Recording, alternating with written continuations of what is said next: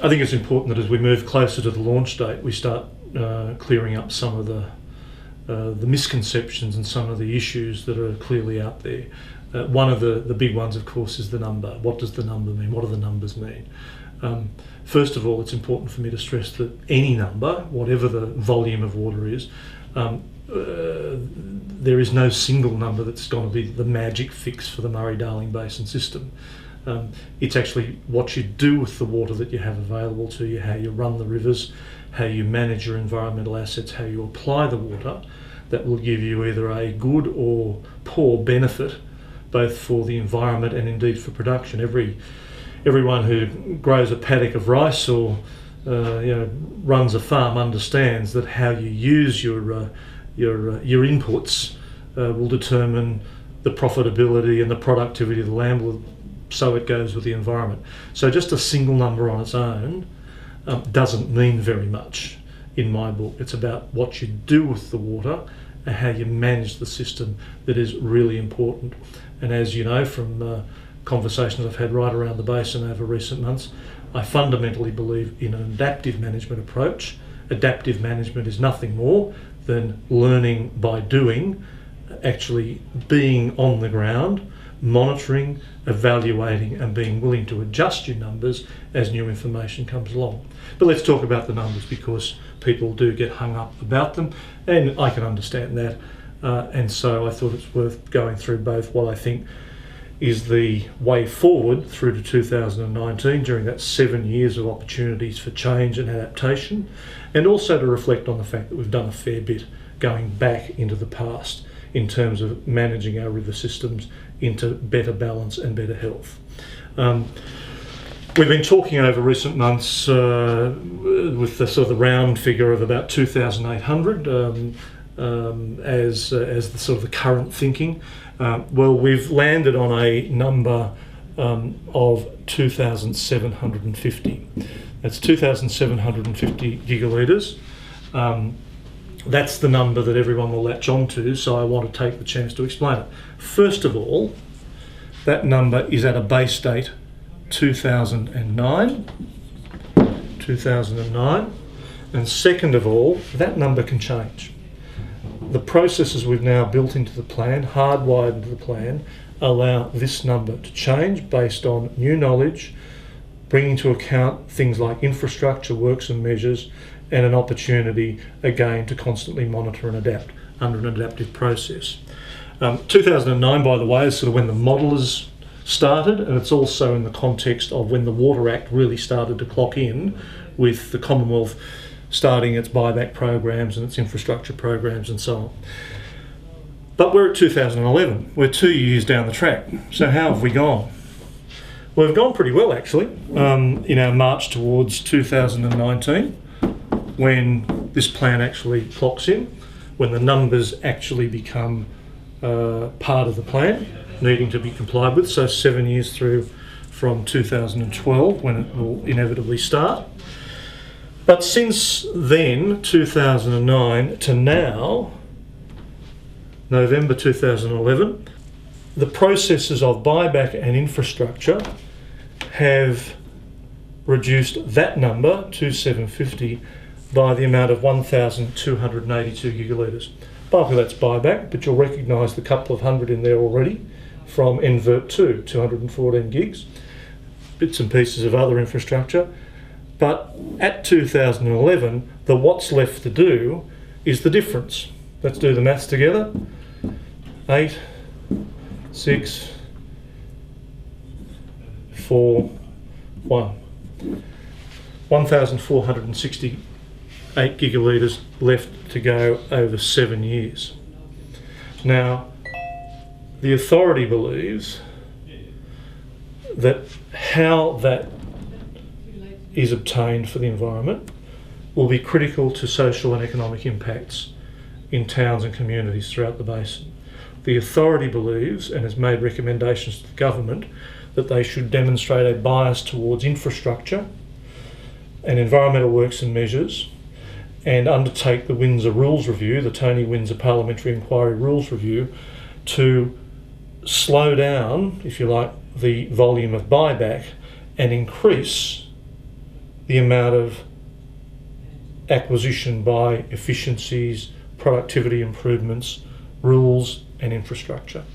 Now, Tony Burke gave a terrific speech a couple of weeks ago where he talked about the need to do this, recognising the importance of having a blend rather than just total reliance on buyback. He said that on a conservative estimate he could see a pipeline of between 400 and 500 gigalitres in infrastructure, included things like Menindee and so on, important projects. So let's take a conservative end of his estimate, say 400, just for round figures. If that's all that was available, then what would be left for buyback would be the difference, and that's 1,068. Bear in mind that number has no consideration of any savings for rules reviews, any savings for local knowledge, showing the authority how to achieve the same environmental outcome with less water through some of the excellent projects we see around the basin, and certainly no opportunities factored into there for environmental works and measures. So in theory that number for buyback could even reduce further. But just on a conservative estimate, just for the example, I wanted to make sure you understood that of what's left to do, only part of that should be by buyback. And if you do the maths, divide that by 7, the years between 12 and 19, that comes out round figures at about 153, say, to round it up, gigalitres a year. Now that number, by the way, is roughly half the rate of the present and historic quantum of annual buyback going back from 2011. SOPAC tell us that they've been buying at around 280 to 300 gigs a year. Well, under the go forward, buyback, the rate of buyback, even on a conservative estimate, will be cut in half.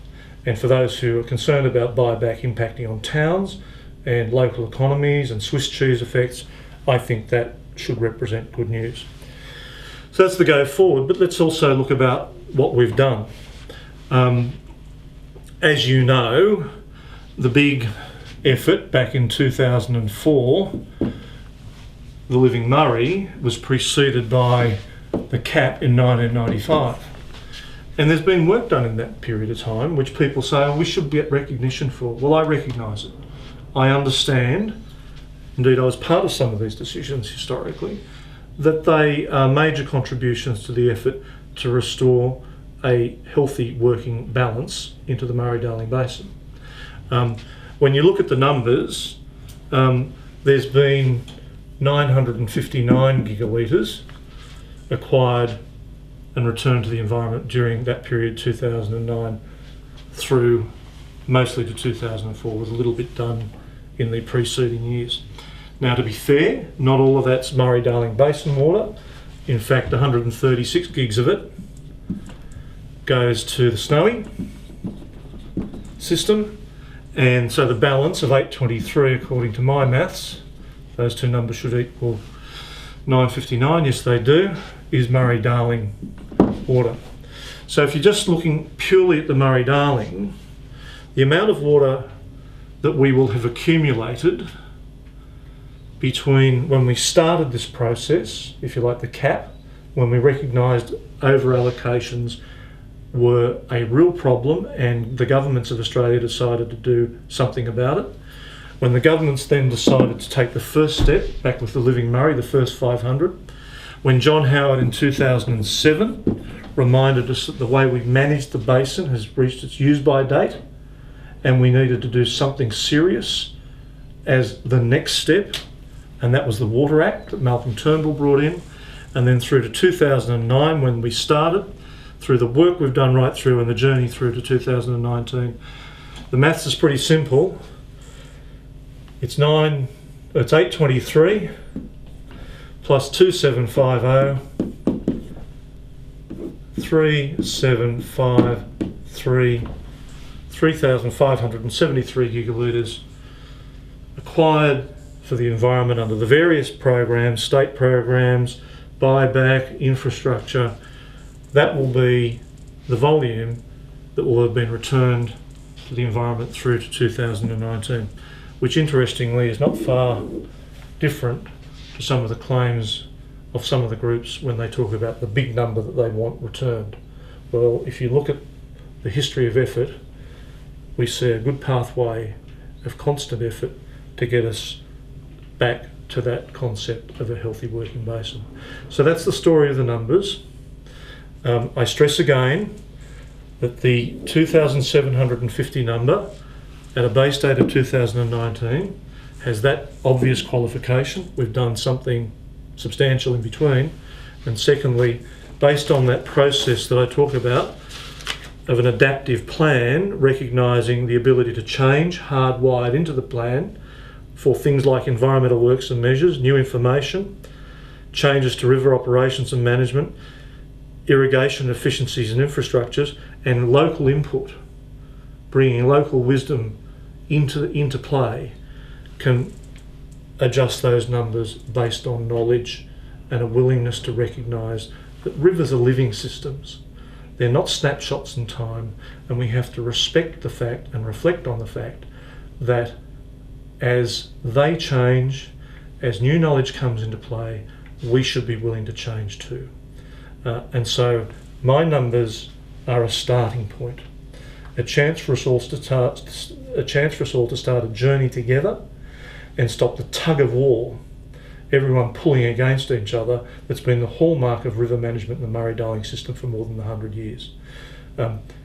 My hope is that people can allow the journey to start, to move into a framework, to do clever things with efficiencies and infrastructure, to allow communities to underpin their future economic and social well-being with healthy environments, so they can hand something on to their kids and their grandkids and make sure that Australia maintains its position in the world as a prosperous nation with a wonderful landscape that everyone can celebrate.